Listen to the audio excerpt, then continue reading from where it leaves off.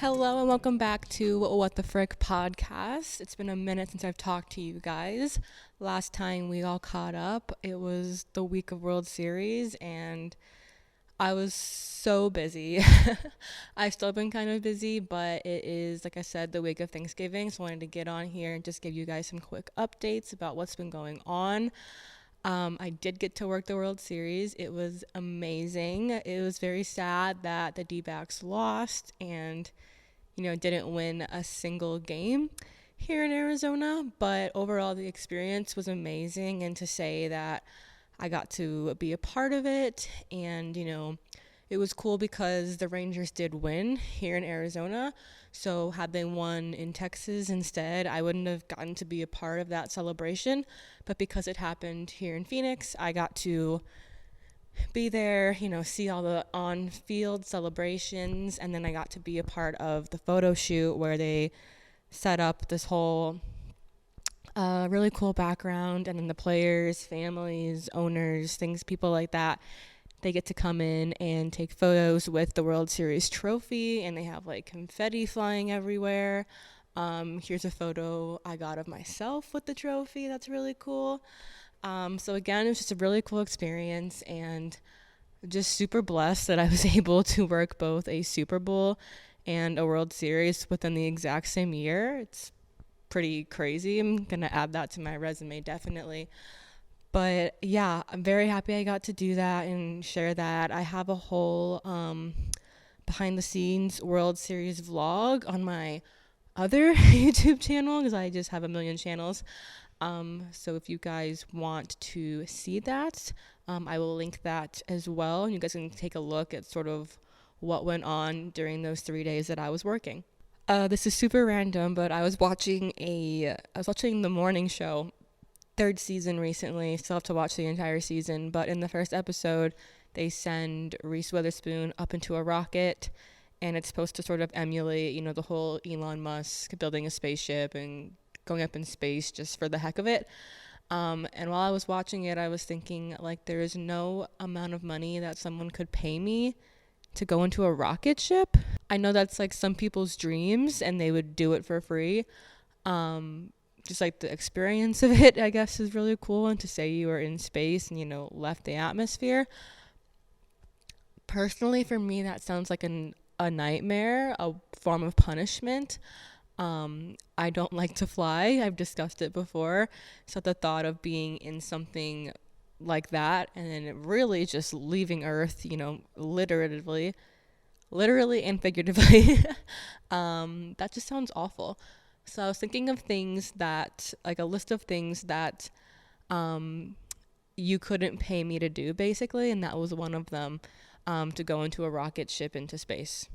That's a no for me. I've also been sick these past 2 weeks, and I'm not even sick. I just, like, my voice has been really weird, so apologies now if I sound weird. Just getting through it. Another thing you could not pay me to do, and this, obviously comes from something that happened earlier this year, would be to get in any kind of submarine, submersible. I've been saying this for years that I don't really believe in getting in the ocean. The only time I ever do is when I'm in Hawaii and we're like on a touristy boat ride. And even then I do get a little bit nervous, but knowing that, we're fine. But something like this where you're like specifically going underwater to, look at something, research something. I understand that scientists do this, and that's more of I get that, but obviously the whole thing that happened earlier this year with the Titanic submersible was just absolutely insane. Not going to get into it whatsoever, but that is another thing you could not pay me to do. And those people were paying hundreds of thousands of dollars to do that. You couldn't pay me any amount of money to put myself into a small contained space like that. Like the thought of that, again, it's like a plane but underwater, only like it's worse. I feel like, at least like when you're in a plane, I mean, you can't technically breathe above a certain elevation, but like the plane comes down a little bit, you're gonna be fine. You're underwater, you're There's nowhere you can go until you are above surface. So scary. A lot of the things they used to do on Fear Factor, you couldn't pay me to do, like getting into a bucket of bugs or like going into a snake pit. All those things that people used to do to like try to win $1 million or something. No, like even if you straight up told me like go be in a snake pit for like 10 minutes, I'm not doing it. It's just not gonna happen. Those people were otherworldly and I applaud them for it, but I'm not gonna eat anything weird. I'm already a picky eater. I like won't even eat some salads. You think I'm gonna go eat like a freaking bug from like Uganda or something? Absolutely not. One last thing that you probably couldn't pay me to do would be to go on one of those like crazy hikes where I'm talking like, I don't know if this is a thing, I'm sure it is, but like walking from like one side of like the Grand Canyon or something, let's say, to the other. I don't know the distance. I'm not educated in that. I'm just saying something to that grand scheme that would probably take someone like days to do. I wouldn't do that. It's not that I'm not fit enough for it. I would need to train for it, obviously, but it just doesn't sound fun to me and would give me a lot of anxiety. And another thing I guess I just thought of would be like climbing Everest. It's such a like tourist activity nowadays that people want to climb Everest, and obviously it's beautiful and a very cool thing to say you did, and have that in your system that you did that. My mom, really, it's like her dream to climb Everest. She's not planning on doing it ever, but just like a pipe dream type of thing. And we've watched so many like documentaries and movies and videos about it, and like the amount of people that die trying to climb Everest because they're just not in the right conditions like physically for it, or they're just stupid and they're not listening. It also costs like thousands of dollars to get there and climb it in with like people that actually know what they're doing. And you could really just like book any company and just sort of assume that they know what they're doing.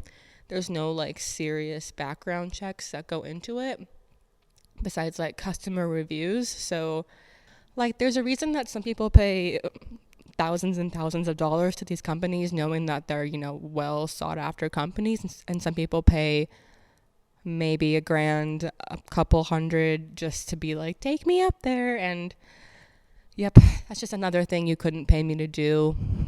The thought of being cold and literally losing air the higher you go, I'm sure it's beautiful, but that doesn't sound fun to me.